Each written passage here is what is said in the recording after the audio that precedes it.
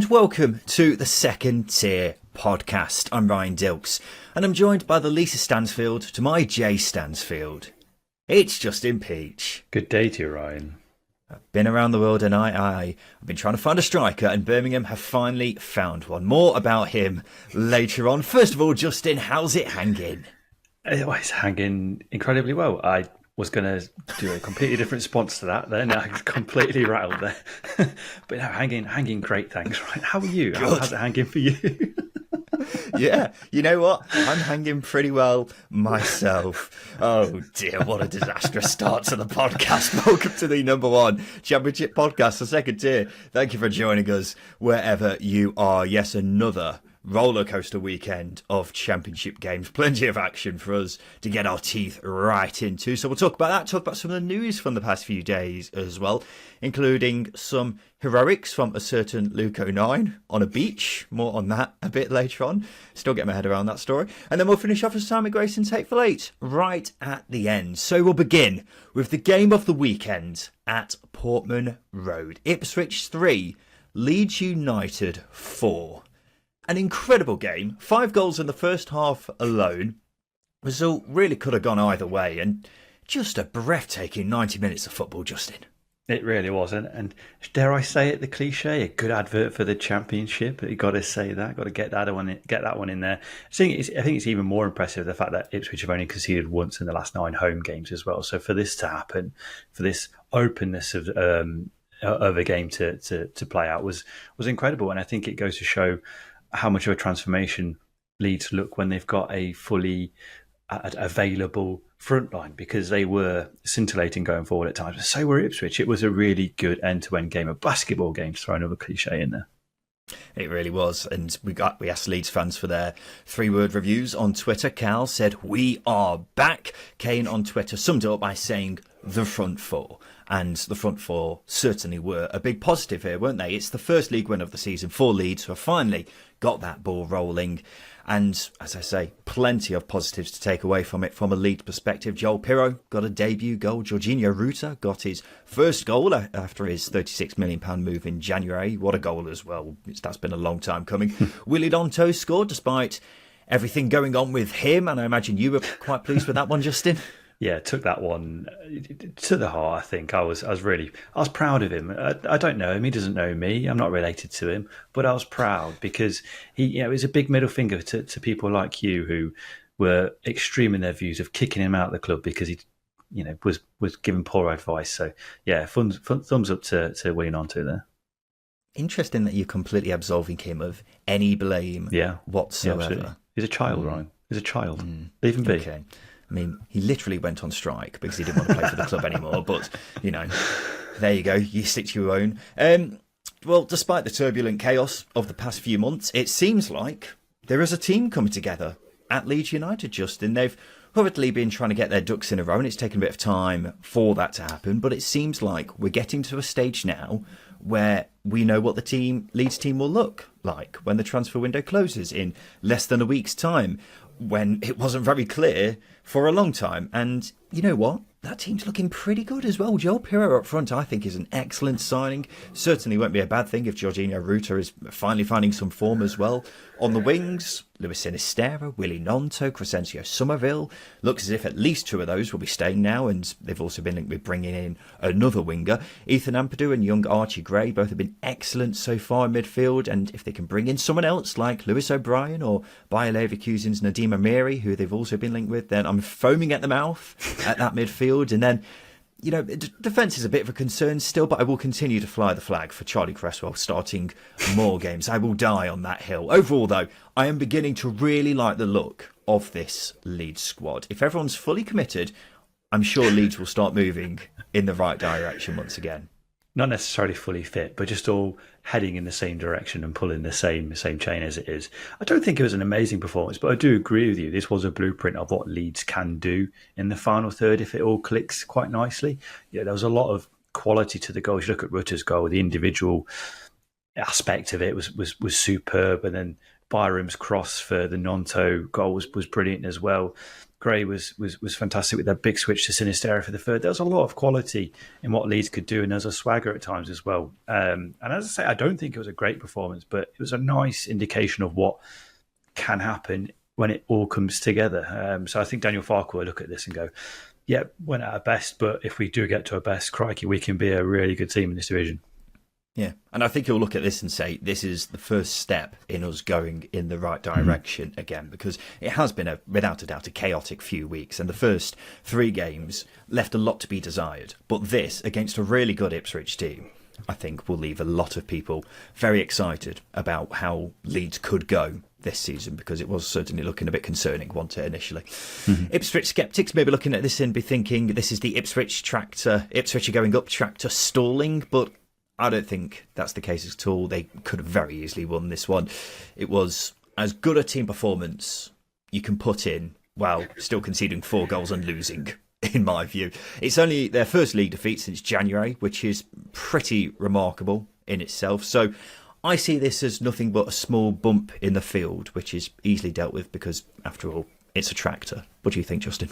A small bump in the field. I think tractors can deal with bumps, but I think you're looking at going over a potential sort of rock for it to be an inconvenience for it. But I think, I'll say the same thing. It's a bit of a coming back down to earth performance from Ipswich. There were positives for sure, but the problems that lay in the game for them was the individual errors, or the errors that preceded some of the defending for the goals.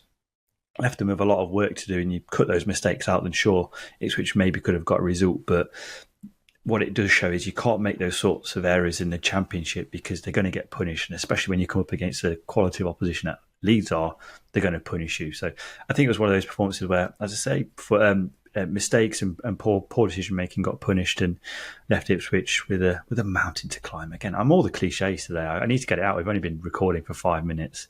Not a good start for me. Yeah, you're on fire with the cliches. Your bag of cliches has been very used already, hasn't it?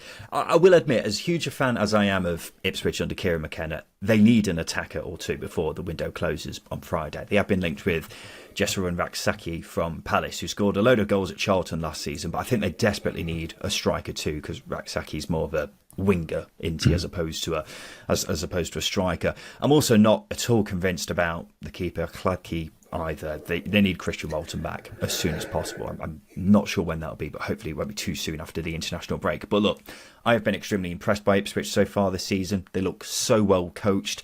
The next 2 games are against Cardiff and Sheffield Wednesday, so there's a strong chance of them starting the season with 5 wins from 6, which is really impressive going, especially for a newly promoted team. So I'm still very hot on Ipswich, despite this loss. Norwich's incredible start continues. They beat Huddersfield 4-0.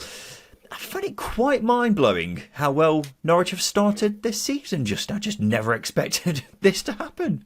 I don't think many expected it to happen. Obviously, when you go back to the pre-season predictions, many were predicting Norwich to finish lower mid-table, maybe a skirmish with the playoffs. But this start has been absolutely incredible. They look really well drilled. There's purpose in how they press. It's organised. They create a boatload of chances, and individuals are really buying into what David Wagner is trying to implement, which is a stark contrast to what it was last season under him, because his form was sackable. But turnaround, it's there to be seen. It's there for us to admit that we may have been wrong. Obviously, it's very early in this season to admit that. I'm not going to apologise. It's not in my DNA to apologise for being wrong for Norwich.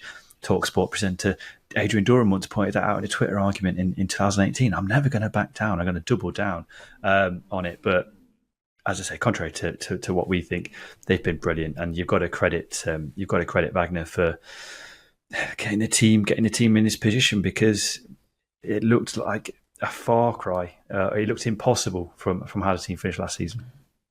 Yeah, well, you're not wrong at all. In my view, the 2 best teams in these first 4 games have been the 2 East Anglian sides, the East Anglian neighbours. And from my perspective, Norwich have no right to have started this well. They were crap at the end of last season, and I don't think many Norwich fans would have been disappointed if David Wagner got sacked. They've lost some guys who have been really big players for them over the years, like Timi Pukki and Max Aarons. Their recruitment this summer has been fairly bang average, hasn't really stood out at all. The sporting director is either gone or going. Yet, here they are, second in the division, top of the division for expected goals. It doesn't really make any sense. And I will admit, I am quite sceptical about that form continuing, even more so now that Josh Sargent looks like he's going to be out for a while.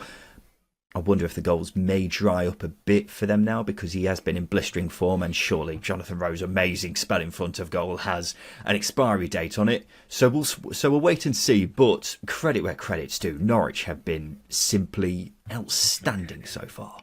I want to make the point that Adam Eder deserves a lot of credit as well, considering he's a player you've criticised over the last few weeks. Previous episodes, you've been sceptical as to what he can Last few weeks? achieve. I haven't said, no, you mean last season. Last few weeks I haven't said much. Maybe not in the last few weeks, but pre-season you were fairly critical of what he can achieve this season. But he's got 2 goals and assists without starting a game so far. So you've got a player there who has been waiting patiently for his chance. And if Sargent's injury is as serious as it is, Adam Eder gets a run in the team alongside Ashley Barnes. There's clearly potential for goals there. So that blow to Sargent might not be as significant, considering Adam Eder's started the season so well as well.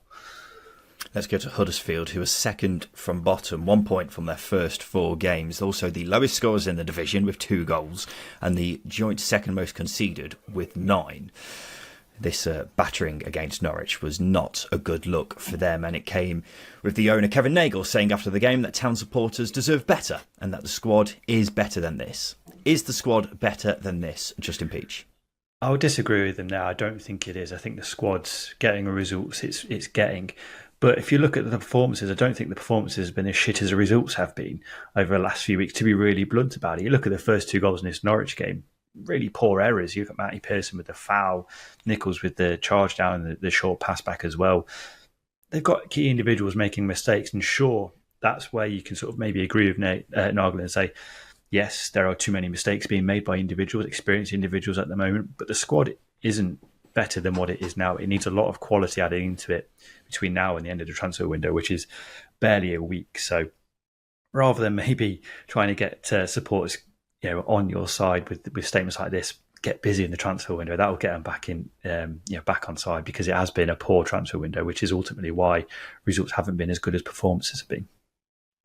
Well, we all know Neil Warnock is a magical being. However, as we also all know, you only get so many spells when you meet a genie, and Huddersfield have already used up one wish by getting him to save them last season.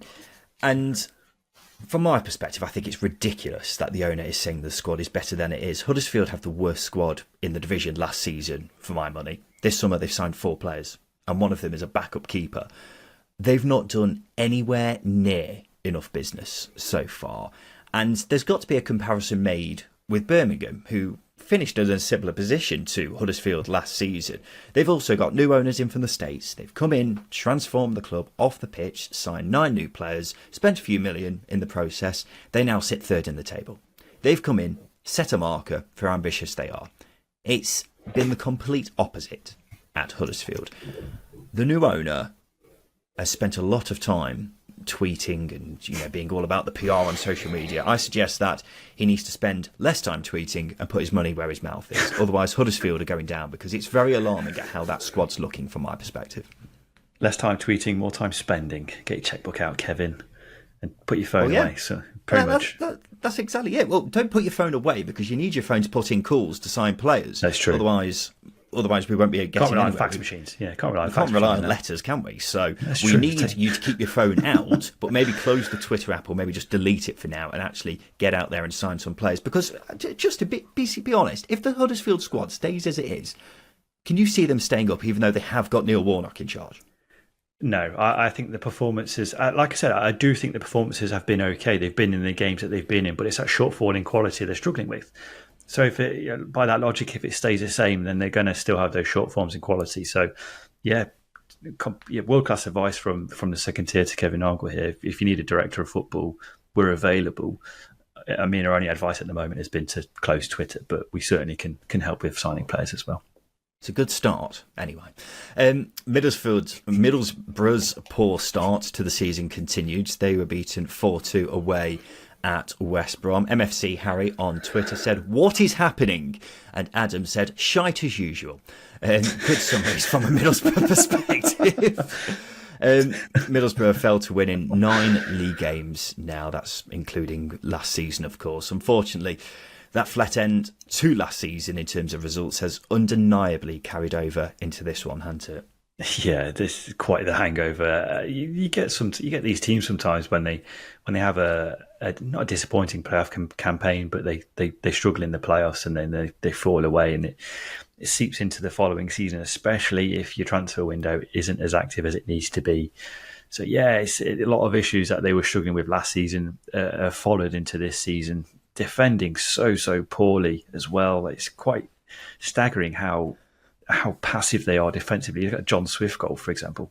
John Swift essentially walks up the pitch and unleashes a brilliant drive, but not engaged at all. So that was disappointing. But yeah, Michael Carrick's got his work cut out. I mean, the team are still creating chances. That's a positive, but yeah, it doesn't get you results. You need to reduce opposition quality. They're just not doing it defensively. They're so poor, and yeah, this start they've made is it's hard to find too many positives, even if you are creating chances. I would disagree with you there, Justin, because I think they haven't actually been playing badly at all.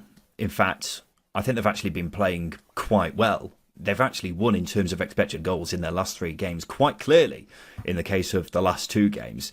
And this is a pretty mad stat for you. Middlesbrough have only faced 13 shots on target so far, but have conceded 9 goals, the joint second most in the division. On the flip side, they've had 15 shots on target and scored 3, the joint second lowest in the division. So I just think they've been desperately unlucky, and the results will come. The big concern is it's quite a reminiscent situation to last season when Chris Wilder was in charge. They were playing well, but results just weren't coming, and they only eventually did start coming when he got sacked and Michael Carrick came in. So hopefully it won't be a like-for-like situation this season. I wouldn't recommend that, I've got to say. They've needed to sign players because the squad is undeniably weaker than it was at the end of last season. But Emmanuel Atelaf got a goal and looked sharp against West Brom. That's a big positive. Sammy Silvera, I think, has had a promising start in a Middlesbrough shirt. So there's plenty to be encouraged about. It's just about the fine margins, I suppose, with Borough, which have really let them down in the first few games of the season. I agree to an extent, but as I say, I don't think they look like a team yet. And when you do look like a team, you defend a lot better than what Middlesbrough are putting out there at the moment. I know you're saying they've only faced 13 shots on target, but they are conceding some really poor goals. So I think if Michael Carrick can fix those issues, i.e. creating a better defensive unit so there's better controlling games, then maybe results will improve. But I just don't think they've got enough in them to turn it around. I think there's a lot of weaknesses that are showing for me. The way that the heads went down, especially after that Swift goal, was quite alarming. I think it was Isaiah Jones came on, was a real bright spark, but there was opportunities where he maybe could have played a cross, but there was a shot instead.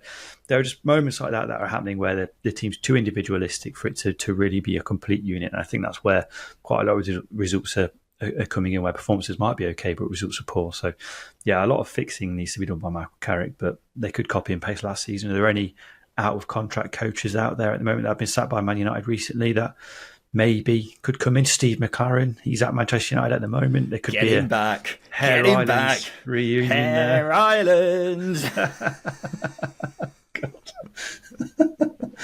Get him back. Him and Casper the Snake. Get him back in at Middlesbrough. That's what I want. That's such a rogue reference. It's unbelievable. Let's talk about West Brom, Justin, because since Carlos Corberán took over last October, no team has won more championship points at home than West Bromwich Albion. I think we can both agree. They look so much more confident at home. Haven't been dreadful away, but it's certainly been at home where West Brom have looked the real deal. When asked about signing players before the transfer window closes, Carlos Corberán said after the game that he thinks West Brom's future in the competition depends a lot on this week. I'm not sure if he's insinuating West Brom could go down if they don't sign players, or whether it's just kind of something that's lost in translation. Whatever the case, he says we need to sign at least 2 players before the transfer window closes. What do you think, Justin? Yeah, it's a weird way of phrasing it. I think I'll point that one out there, sort of saying, if we don't sign 2 players, we're gonna completely go here with disband the football club if I don't get 2 players, which it won't happen. I'm certain of that. But weird way of phrasing it for Cordoba. I do agree with him. I do think they need more quality. It's just interesting where that quality is going to go, because obviously Taylor Gardner-Hickman left last week, which was a surprise to us. They probably need another centre-half for my money. I think maybe more than 2 players is what they need. But you look at Matt Phillips in this game, I thought he was incredibly sharp. I know he was a big player for Cordoba last season until his injury.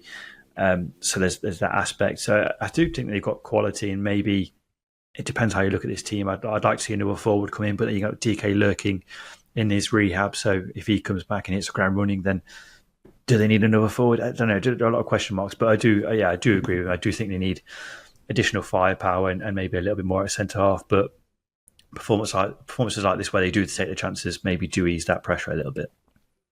Yeah, I think West Brom's squad on paper is actually looking good. It's nice, fairly well rounded. I think it's just lacking a bit of an X factor to make me really excited about them, because that's what we were saying last week, wasn't it? It all just feels a bit so-so with West Brom. I think Jeremy Sarmiento looks quite an exciting player from what I've seen so far, but other teams just have a bit more about them. So in an ideal world, I'd like them to sign someone else who brings a bit more of an X factor, a bit more excitement into the team.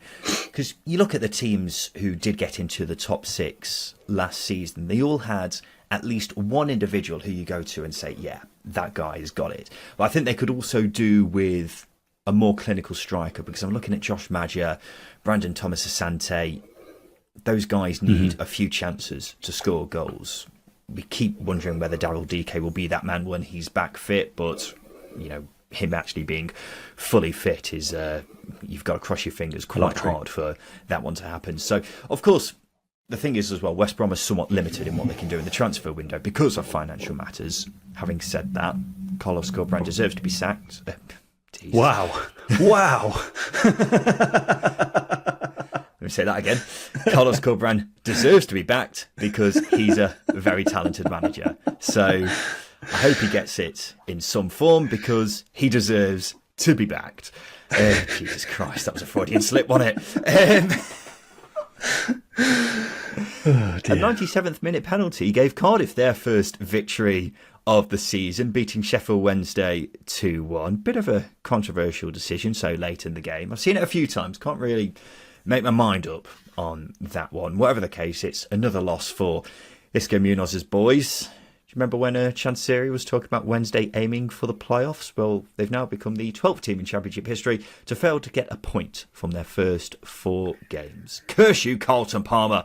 To be fair, I think this was probably Wednesday's best performance so far, but still, when do we press the panic button with Wednesday, Justin? Is your finger hovering over it? Have you already pressed it, or have you not even taken the cover off of that button yet? I think my panic button's like a Bluetooth where it's not working. I've been pressing it for weeks. You know what I mean? You've been repeatedly pressing it. Yeah, why is it, it's like an old person trying to press, I don't know, enter, and the laptop's not on. What's going on? It's incredible. I've been very critical of Isco, mainly because I just don't rate him as a coach. It's as simple as that. This was, as you say, an improved display, but considering things have been so poor over the last few weeks, there's not much. How poor can you be? They looked harder to break down, but they're coming up against a Cardiff team who have not started the season in the best of form. So what do you expect? The squad is poorly balanced. It's threadbare. Quality isn't there to compete at this level. You'd argue that the squad isn't there's not as much quality or togetherness in the squad as there was last season. Isco's record since taking over, which includes pre-season, is played 12, won 1, drawn 1, lost 11. That includes pre-season. And now, I know it's pre-season games, but pre-season games are there to build an identity. They're there to build a squad togetherness, and they're there to build confidence and form.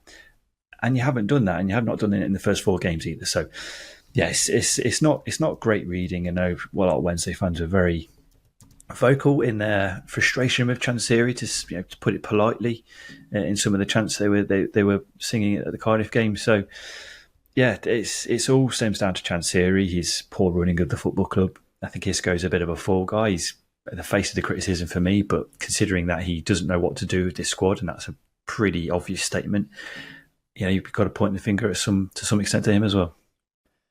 Yeah, I was just having a quick look to see who they did beat in pre-season, but it was non-league Chesterfield. So I suppose that's a positive. Did draw with York City though, if anyone was wondering. I do feel a bit sorry for Isco because he is basically having to be the face of this absolute dumpster fire that is Sheffield Wednesday when he's not really at fault. No, completely. He is at fault somewhat because I'm not sure he's that good a coach, but really all the fingers should be pointed at Depon Chansiri. Look, it would be ridiculous to relegate a team after 4 games, but I'm looking at that squad, the manager, the way the club is run, and it's difficult to come up with many reasons as to why Wednesday will stay up. We're 4 games into a season. There's a long way to go, and I get that, but right now I find Wednesday to be the side with the least to be encouraged about. And if we're making a pros and cons column, what can we put in the pros? I'm being serious here, Justin. What can we put in the pros? I'd put in there the players who got them promoted last season. There were some good players in there, like your Josh Windashers, Barry Bannons, Liam Palmers. They have been better in the last 2 games as well. There's undeniably an overwhelming number of negatives, though. And I think an awful lot has to drastically change quite quickly if they're going to stand any chance of staying up. You've got to also point out the fact that Wednesday had such a dramatic way of getting promoted. The 4-0 deficit overturned in the semi-final, and then the last-minute winner in extra time in the playoff final. There's a lot of momentum there to catapult you forwards and for that good feeling of a football club to carry on. Chansiri was engaging with fans as well, and then it just unravelled within a week, it felt like. Within a week, so quickly, of all the issues with Darren Moore, then the squad's just not been added to. We've sort of been waiting week on week throughout the summer to the squad to improve. It just hasn't happened. Why is that? We know there's a terrible football structure in place. We know that the fans have been overcharged for tickets and shirts, and I don't know what the food costs are, but I imagine pies aren't cheap if anything else is to go by. So there's just a lot of going wrong at the football club, and it all stems to one man. He's either got to sell up, quite simply. You've got to sell up or employ people in charge, to put people in charge of the football club to run it, and for you to step away and allow them to run it and allow the club to thrive. Because until that happens, you're going down. It's simple. Yeah, hard to disagree. Cardiff's first win of the season. I think that goal is carrying a lot of weight because I was all ready to have a bit of a moan about Cardiff, but then I thought, you know what, I'm going to do it anyway. Look, this is meant to be the new Cardiff City, right? A new era with the homecoming hero, Aaron Ramsey, at the centre of it, the face of it and what have you. But I can't say I've watched Cardiff so far and thought this is a team going in the right direction again. They've beaten the worst team in the division at home thanks to a questionable late penalty. They were beaten at home by a team everyone's predicting to go down. They are 2 of the easiest games of the season, and they struggled in both, those being against Sheffield Wednesday and QPR. Now, they did well against Leeds and Leicester, to be fair. We know with Errol Bullets that they're going to be organised defensively because that's how he likes to play, and they probably will win some impressive points while he's in charge. But when it comes to winning games, I'm a bit worried from what I've seen so far about where those wins are going to come from. Because as I say, you've had 2 of your easiest games of the season already, and you've won one and lost the other one, and only just won that one at that. And that brings me nicely onto what I was saying a couple of weeks ago. If Cardiff have 1 win in their first 10 games, could Errol Bullet be in danger of getting sacked because of the heightened expectations of Cardiff fans that have been, put up because of the incomings that they've done this summer, Justin? It's hard to make an argument against that, and I know for the debate purposes it would have been interesting for that to be the case, but they haven't started the season well. They were fairly effective in the first 45 against Leeds in the first game of the season. I was impressed with how organised they were. Game management sort of left them in a bit in the second half of that game, and Leeds stepped it up and they crumbled under the pressure, and then results and performances have been so-so since then. I can only argue the fact that Bullet is taking charge of a team that has been on a downward spiral for the last 2-3 seasons, downward spiral for that long. a mishmash of styles, a mishmash of managers and players that have come in under those managers. So he's got a lot of sweeping that needs to be done to then clear what is essentially, a cementless foundation. There's nothing in those foundations yet, and he's got to build from the top. So I think for me, you just got to find a little bit of time to allow him to build. And you are right, if he doesn't win more than one game in the first opening 10, then he's going to be under pressure. But allow him to build. I wanted Steve Morrison to build. It didn't happen. But I think sacking Bullet after 10 games, if results are poor, I think you're just going back to what it was before. And I think Cardiff hopefully have turned a corner since then. Well, I'm not saying Bullock should be sacked. I fully accept that he's been put in a difficult position because of what I've been saying, where he's been drafted into this team who have been going in the wrong direction for so long now. He doesn't know the league particularly because he's never managed in it before. But I just worry that if results don't turn around soon, could we see Cardiff revert to the Cardiff that we've seen in recent seasons? Always a danger. I would not be surprised at all. Let's take a quick break. After that, we'll talk about a win for Southampton and also for Leicester. Welcome back to the Second Tier podcast. The Southampton team, who apparently can't hit a barn door, according to Justin Peach, have now scored 2 or more goals for the 4th game running after beating QPR 2-1. Glenn on Twitter says Southampton, clinical. They're one of now only 2 teams in the division to have double figures for goals. Justin, why don't they score more and have more of a cutting edge? I just don't get it. Oh, wow, that cutting edge really gets you far when you're conceding as many chances as they do. Yeah, the thing that annoyed me about this was that Southampton were fucking clinical. They did take the very few chances they created in this game, but all credit to QPR. I thought they gave them a game and created the better chances throughout that. I thought Gavin Bazunu had to be on top form, made some brilliant saves when they needed to, but the same issues still arise. They cannot defend transitions. QPR were very effective at breaking forwards on counter-attacks and caused a few headaches from set pieces as well.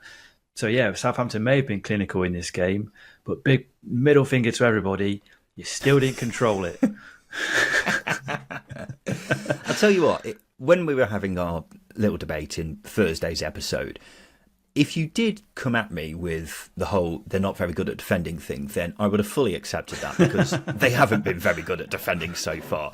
And I think that's something they drastically need to improve on. But when you were coming at me with they don't have a cutting edge, and I still don't think they do. Well, why, Justin? What on earth are you basing this on? They've got they're the second highest top goal scorers in the division. They've got the second highest expected goals in the division. They've had the most shots in the division. How Congratulations! Can they not have more of a cutting edge? Congratulations! If you create 100 shots and you scored 10 goals, whereas everybody else has created 50 shots and they've scored 8 goals, then for me, Southampton, based on all the creativity that they are putting in games, based on the possession that they have and the control they're perceived to have, they should be putting teams to bed a lot earlier than they are and a lot more convincingly than they are, and they're not. And that's where the cutting edge argument comes from.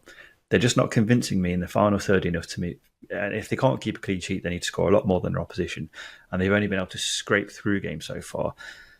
It might be in double-figure goals, but they've conceded a lot of goals as well, and they've only won by 1 goal in each of their games so far, and they haven't played top-dollar opposition yet. And the one team they did play against, who had a lot of quality in their team, was Norwich, and Norwich put 4 past them.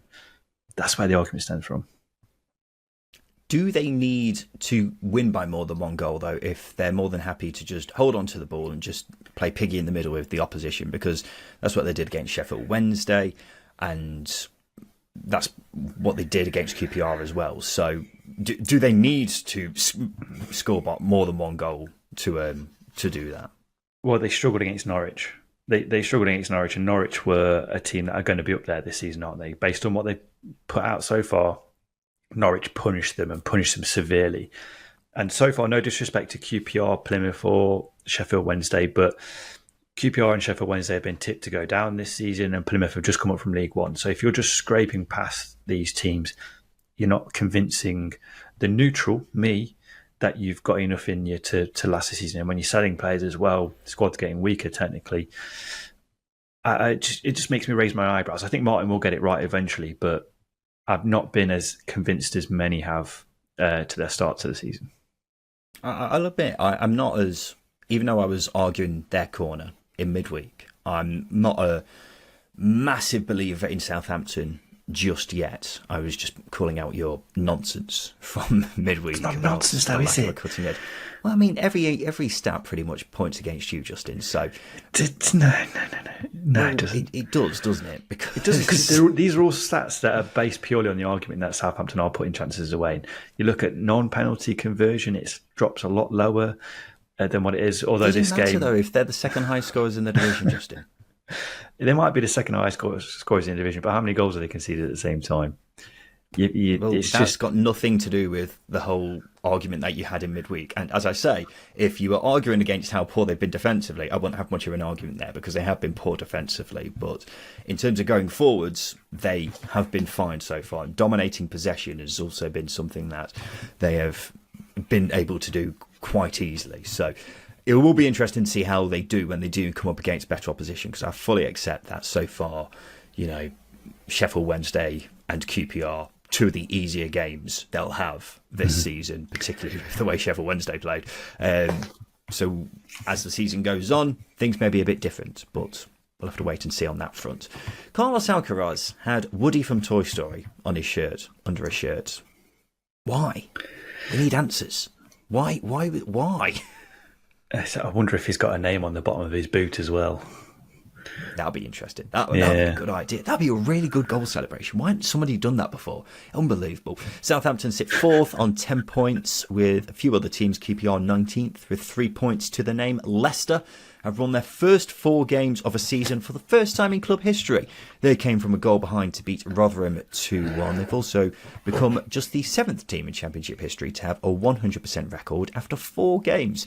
Greg says, still not in full flow just yet. Little Nap says, piss the league. The thing is, I'm not sure there's been a team who have won 4 games in a row and looked so unconvincing doing so. What do you think, Justin? Yeah, just going to throw that out there. It's probably a bit harsh for several reasons. Here comes a Derby klaxon. Derby did it in 2011, 2012, and they played against Blackpool. Blackpool battered us. I think Watford had 11 shots on target in the game that we beat them 1-0.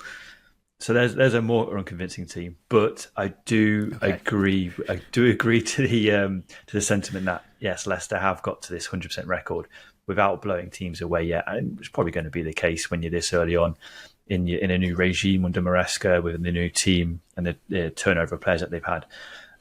But there are bright sparks and there are control to the games as well.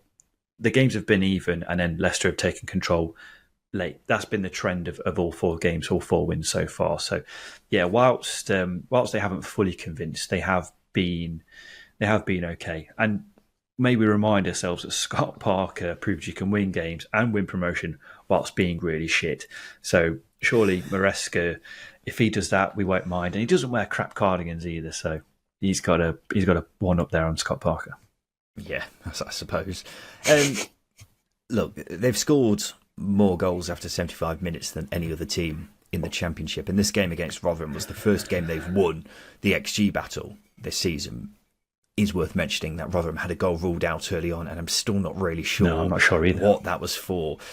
They're 14th in the XG table too. So from a general bystander perspective, you may look at Leicester and think they've already started to blitz the league, but that's just not been the case. They've been made to work for each win that they've had. Ultimately, I think the individual brilliance that they've had has shone through in games, and I do think that's only going to continue. I'm not massively concerned, I've got to say. I still think it's just part of the process with them getting used to how Enzo Maresca wants to play, and we won't see them in top gear until October at the very earliest. Right now, I'm not sure they're even in second gear, and they've still won every game, and that's quite a scary thought with how good this Leicester team could be once they start to move through the gears a bit more. So alternatively, it could be a false dawn. Who really knows? But I tend to think that, considering the amount of talent that there is in this Leicester team and how early on it is in the Enzo Maresca era, then we should see a lot more of this Leicester team as the weeks go on.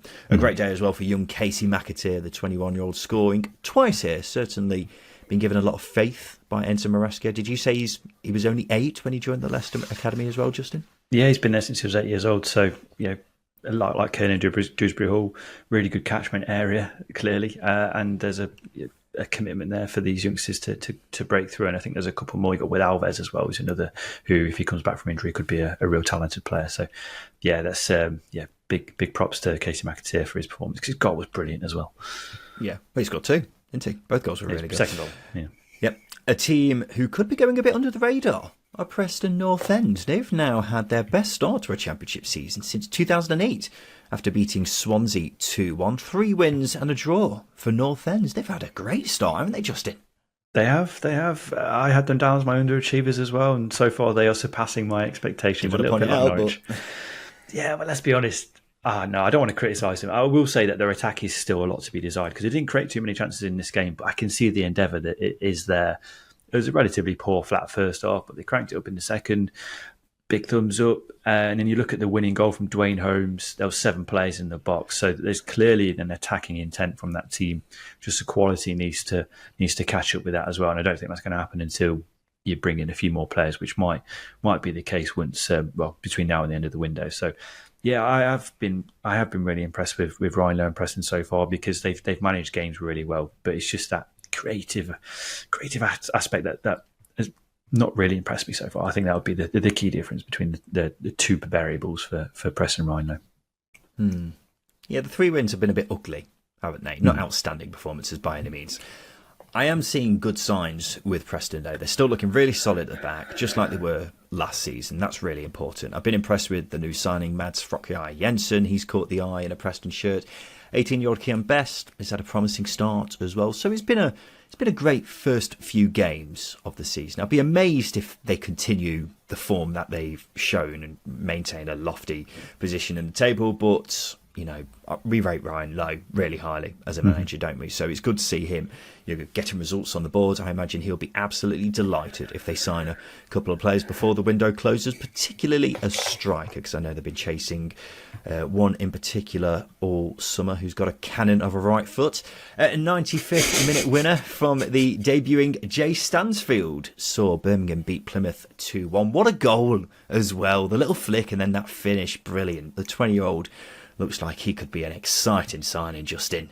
Yeah, they really kind of think fair play as well, because he comes from Plymouth's biggest rivals in Exeter. He's from Devon, so a 90th minute winner on his debut for his new club.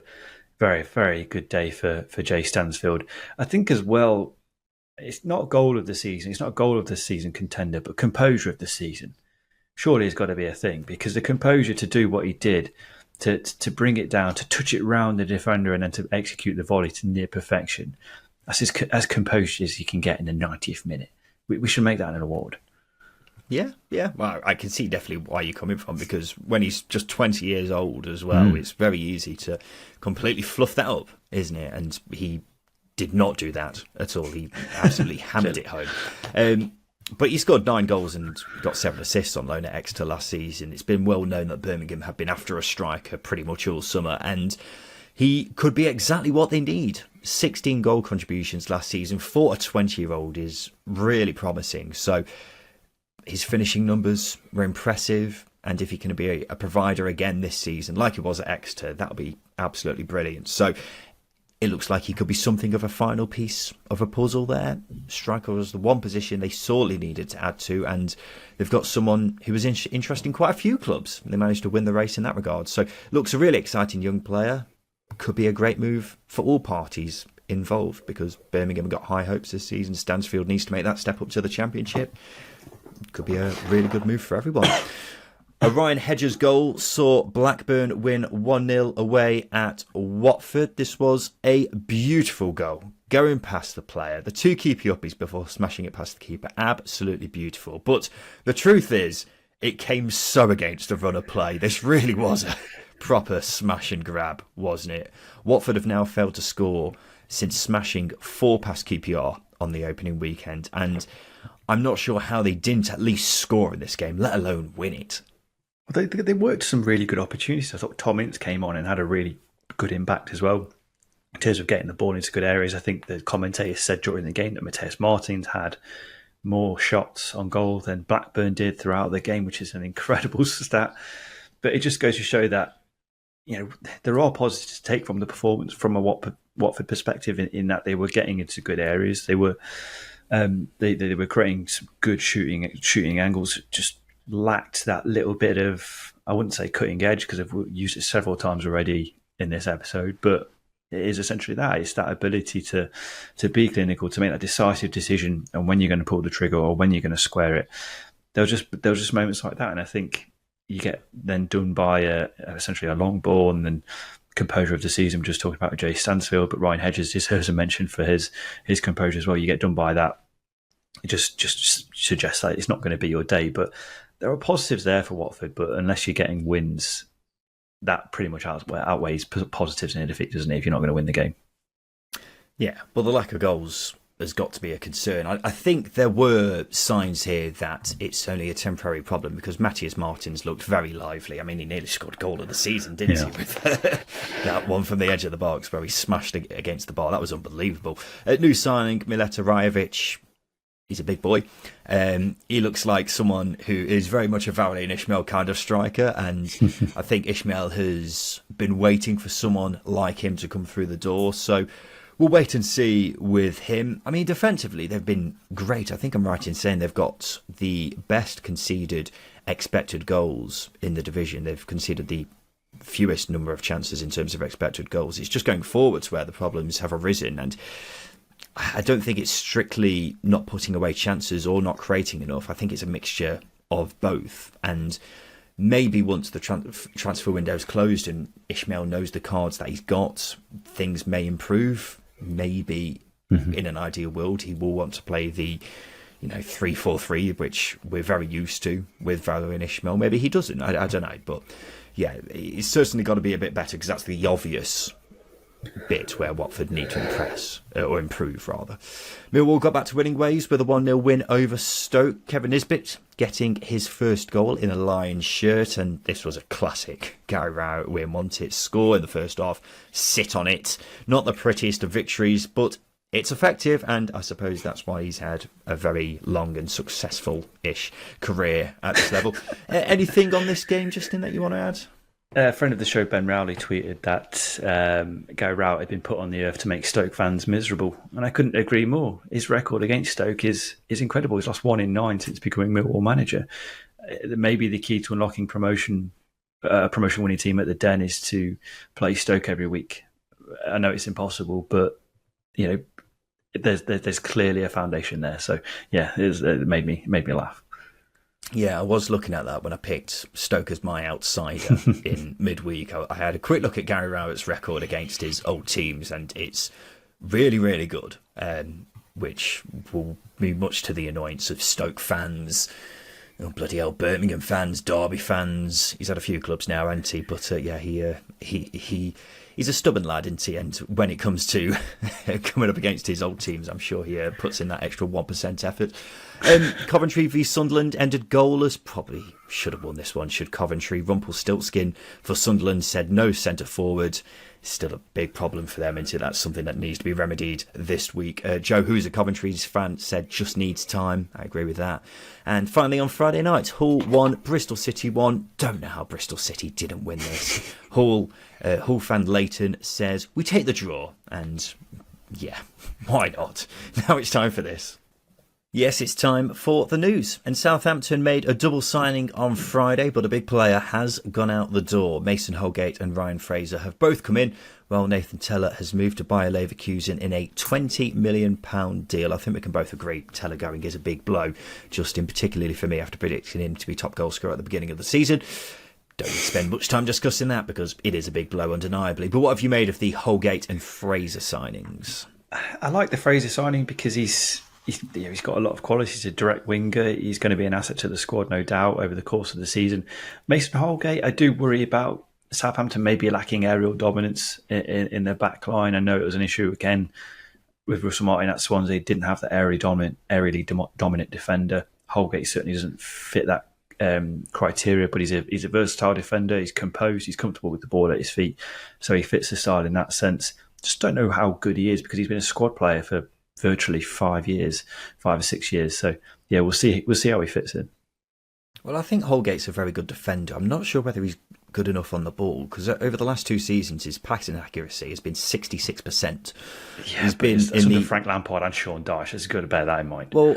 I was going to say that may just be down to the managers that he's had in that time, but it may take a bit of time for him to transition from that and go into a system where he's got to be good on the ball. But nonetheless, he's been in the bottom 2% for passing accuracy compared to other Premier League centre-halves. To be fair, I also looked at his data from when he was last in the Championship and he seemed fine with it then. So maybe it's something not to be too worried about. Ryan Fraser's barely played a game in the last year after falling out of favour with Eddie Howe at Newcastle. So hard to really say where he's at as a player now. I think it's interesting that these 2 signings aren't really the kind of players Southampton usually go for, because since the start of the last season they've mainly just signed young lads with sell-on value, haven't they? So maybe this is them saying, we could really do with getting promoted this season. Well, I think that's it, isn't it? They've gone for 2 players who are going to take up a big chunk of the budget, but as you say, they've got pedigree playing in the top flight.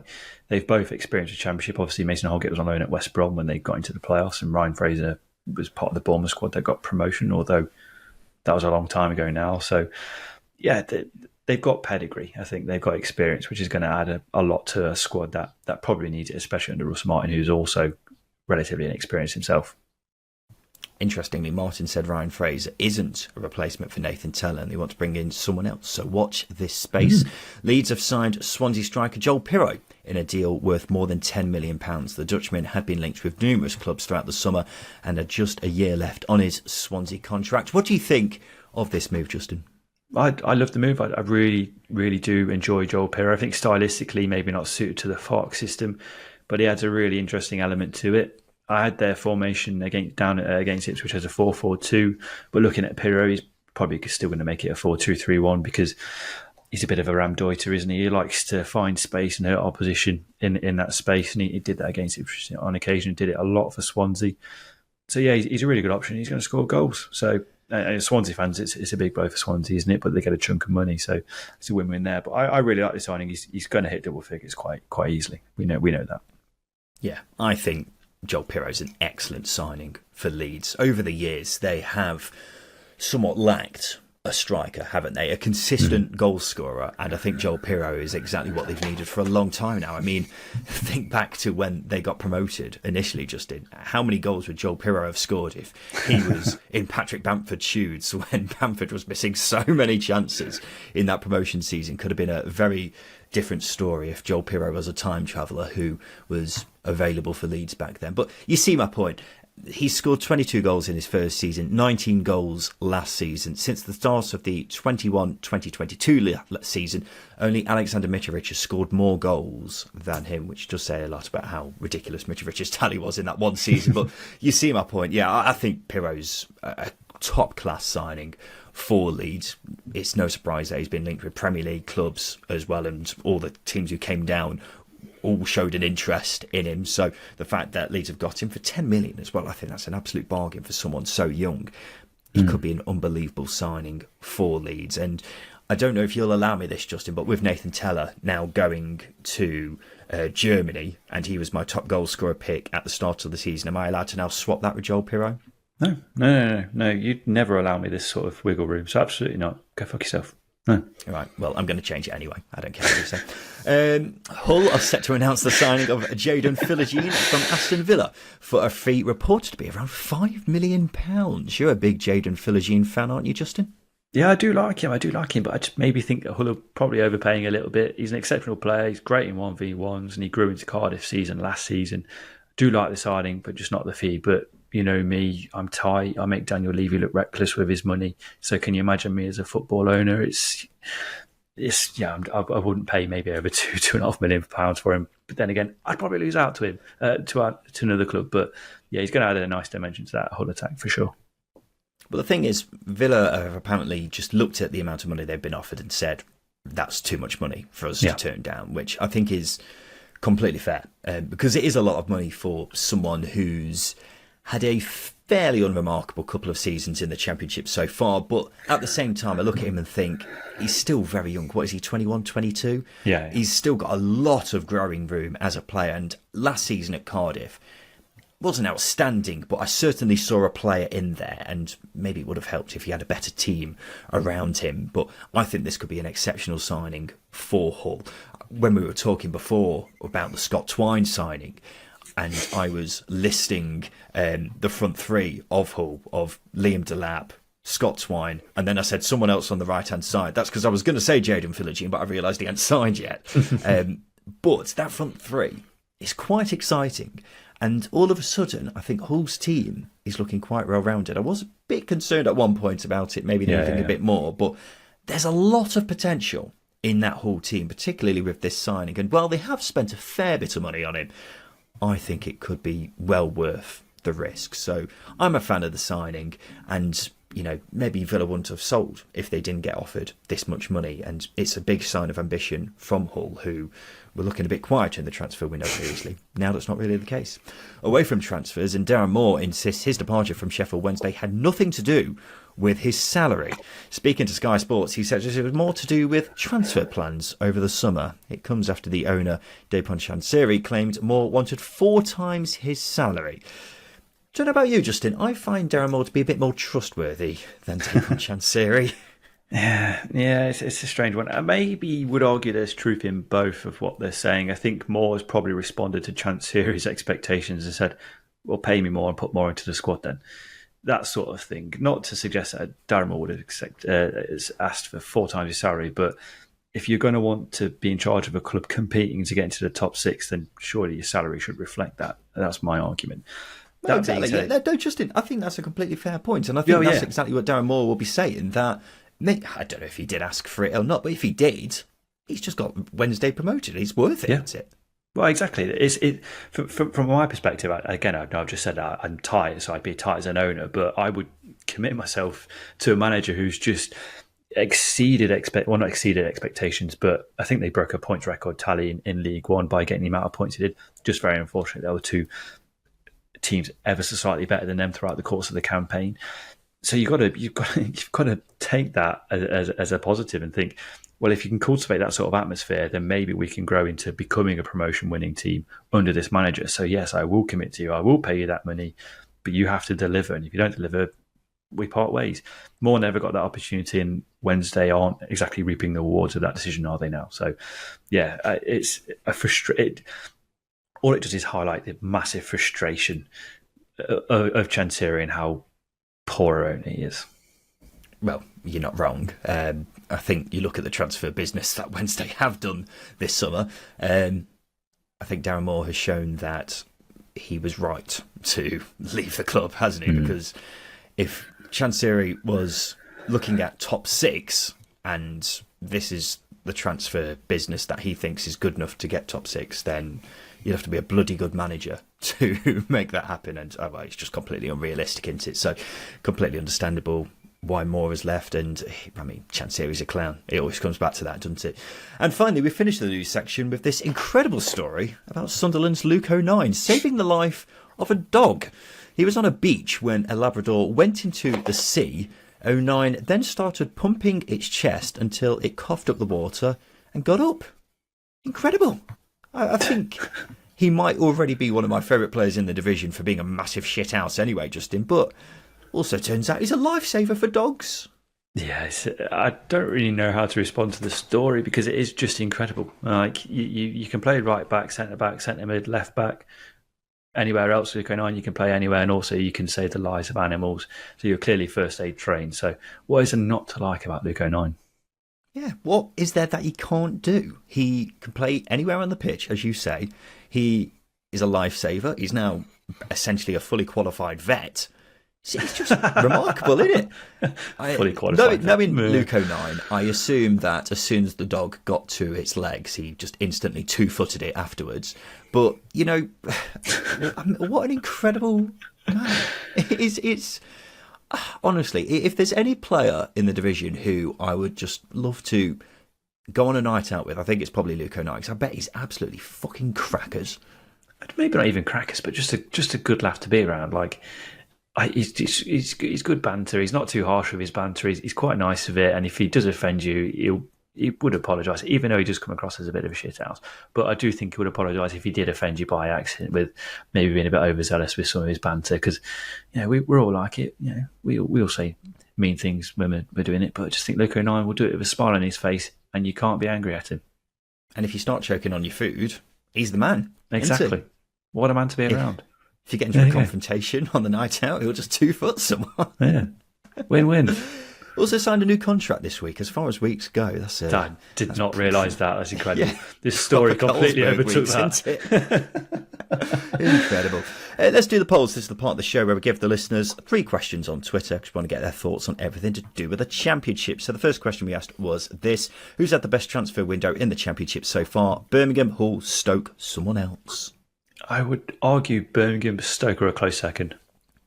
I think it's got to be Birmingham, hasn't it? I think Hull, the way they're going, they may be ending maybe having a really promising end to it. I think Plymouth also deserve a shout as well. But 39% of people said Birmingham, 25% said somebody else. Other people who have been mentioned: Leeds, didn't expect that one to be mentioned. Cardiff City, Norwich, yeah. Hull got 21%, Stoke 15%. Who's had the worst transfer window? Huddersfield, Middlesbrough, Rotherham, somebody else? Huddersfield, maybe argue Middlesbrough, because you look at the talent that they've lost on loan and the money that they've gone for. It's a big old chunk to replace, but I'd argue maybe Sheffield Wednesday, got to throw in there as well. 54% of people said Middlesbrough. I agree, actually. I think Sheffield Wednesday deserve a shout. Somebody said Sunderland, which, I mean, still not got a striker. Under the radar. Which is a big issue, isn't it? 21% said Huddersfield, 15% said Rotherham, 10% said somebody else. And finally, what's the better half of England, north or south? North. It's cheaper and the food's nicer, and London is I always get ill when I come back from London. Well, Justin, there's more to the south than London, you silly man. Yeah, that is true. That is true. There is Dorset and Devon. That's about it, really. Well, we're both Midlanders, aren't we? So we're completely impartial here until Justin, ruined the my game. Bad. I didn't read out the answers, did I? That was very silly of me. The results were 66% of people said north, 34% said south. So there you go. Now it's time for this. Hi, Simon Grayson here.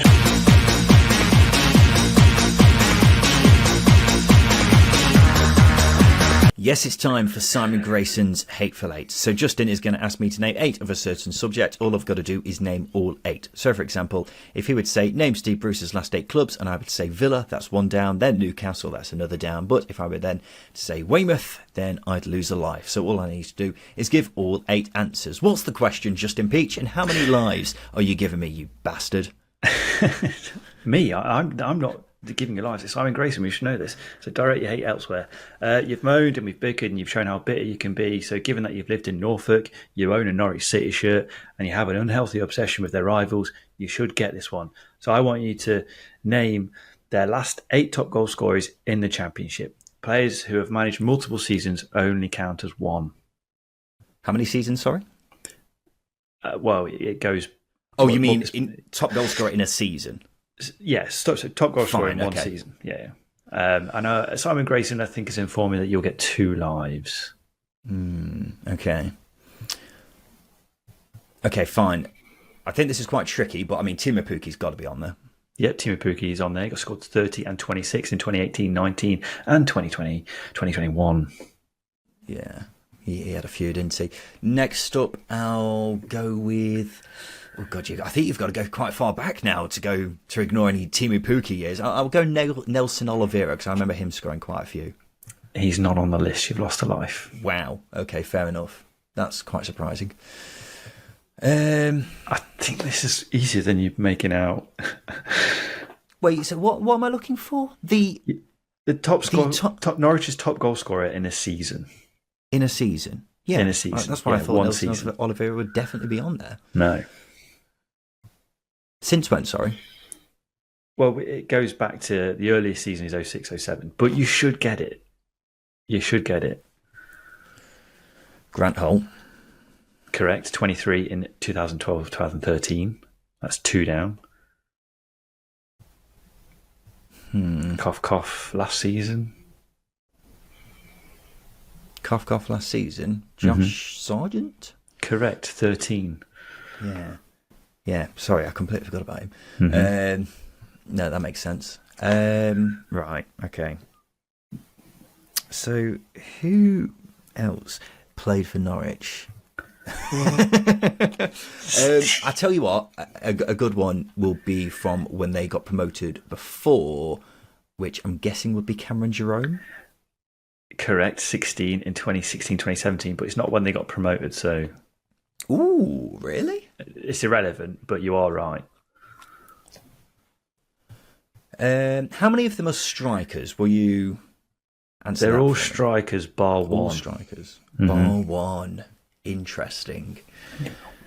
See, I'm half tempted to throw in a Bradley Johnson because I think he scored a few, but I'm going to avoid him for now because if they're mainly all strikers, maybe I'll just aim for them. Who else would play? I mean, Jamie Curtin, is he on there? Oh my God, you've got Jamie Curtin. Yes, he is on there. 14 in 2007, 2008. That is the hardest one on there. Really? Okay. That is the How hardest many one got on left? there. 3 left. You've got, sorry, I'm going to count. It's going to take 10 minutes. 1, 2, 3 left. You've got 3 left. Are any of them from the Premier League era? No, they're not actually. Strange. Come on, time's a ticking. You've got 1 life left. Yeah, I know it is. But I'm struggling to come up with many more, to be honest. Player was sold straight. Well, 2 players were sold straight after these incredible seasons, and 1 player was on loan. On loan, you say? Mm-hmm. I think I might have to tap out here because Just make a guess. I'm Go out struggling swinging. quite significantly. Just swing a punch. Ricky Van Wolfswinkel. Incorrect. The players you were missing were James Maddison. He scored 15 in 2017-18. He's the midfielder. In 2008-2009, there was Leroy Lita. He scored 7. Bloody hell. He only spent 3 months there. And the other player was Rob Earnshaw. He scored 19 in the 06-07 season. You know what? I'm happy with that. I don't think I would have got them in a million years. So I'm happy with 5 out of 8 there, I think. Horrendous. Just goes to show that maybe my youngest goal scorers in Championship history wasn't too bad. You're just shit at this.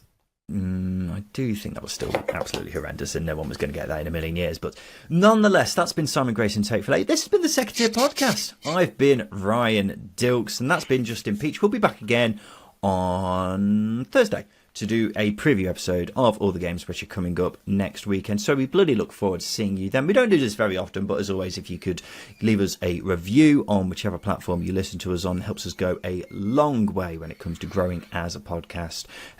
Any reviews or comments as well, very helpful. So please send them our way.